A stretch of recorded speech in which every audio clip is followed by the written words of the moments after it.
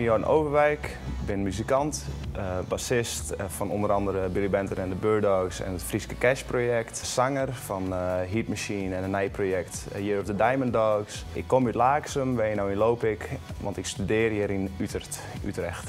Maar Utrecht is wel een hele culturele stad en dat is wel een groot voordeel, of in ieder geval een reden waarom ik graag hierheen hoor. Maar ik moet zeggen, ik ben blij dat we wel meedienen hebben met het Frieske Cash. We zijn maar 12 Fries sprekenden in Billy Band en dat ben ik en Wieger. Wij toch die en ik op mij het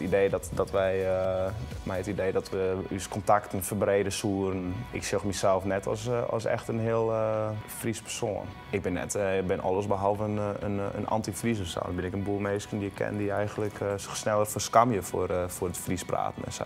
Nou, in feite is het hele Frieske Cash misschien ook al een promotie, dus wat dat betreft promote ik het wel.